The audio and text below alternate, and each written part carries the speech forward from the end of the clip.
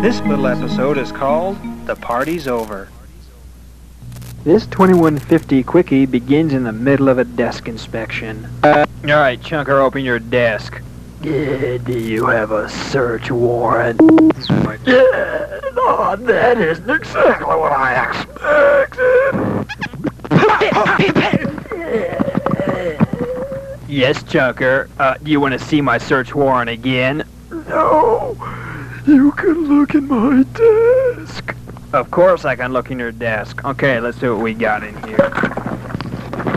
Chunker, I'd rather that you leave this at home. Why? Because I doubt seriously whether a Mad magazine will help you in your algebra assignments. Okay, so... I don't believe it. What is it, teacher? There's a cartoon in here with Frib in it. What? Well, it's not exactly Frib, but it's a character in here who makes statements that make absolutely no sense. These remarks are lame in comparison to the crazy stuff that Frib comes up with. I got an aunt that collects detonating goldfish. Alright, I'm gonna check Frib's desk next. Let's see, this desk doesn't seem to have any contraband. You can go ahead and close your desk, Chunker. Thank you. Alright, Frib, open up. I got turquoise that backslides.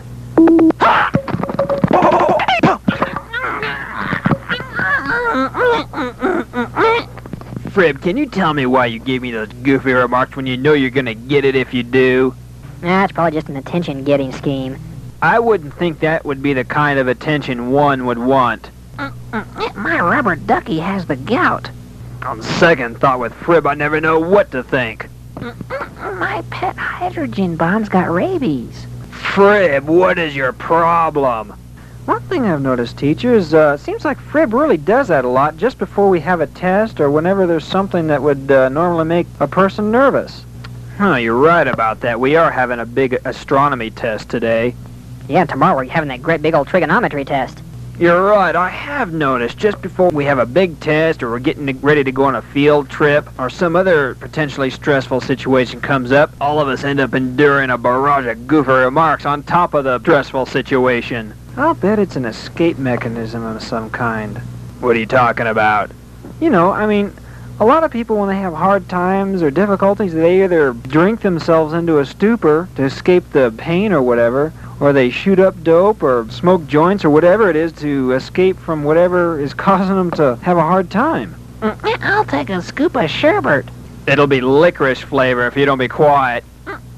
I'll bet that's all it is just an escape mechanism, a crutch. Frib knows he's got a trigonometry test coming up. He can get his mind off of it by going into a fantasy world of all this silly stuff he talks about. Only a wimp uses a crutch. Chunker, you just called yourself a wimp. No, I didn't. Your crutch is putting on that plastic macho image. It's phony as a $3.50 bill. Actually, if you want to know the truth, everybody has some kind of a crutch that they lean on in times of trouble. In fact, now that I scanned my memory banks, I recall a study that was done about 2 years ago. It was a sort of a poll taken to find out how many different kinds of crutches that there are. And there's thousands of them. And one unique thing we found out is that everybody has one. I don't have any crutches. Come on, Beauregard, give me a break. Every single time you rat on one of these students, it feeds your ego. That's your crutch. I wonder if I've got a crutch. Come on, Lukey, open your eyes. You can't see it? Yes, Lukey, your crutch can come under any number of various names. Bonanza, Star Trek, As the Stomach Turns, The Invaders, Falcon Crest. Okay, I get the point. What do you want, Joe? You know, I think man was made to have a crutch. What? Man was created with the insufficiency that he has, so that he has to have crutches. What do you mean, Joe? The only thing is, man was never intended to lean on all these other things. Oh, brother, I hear a sermon coming.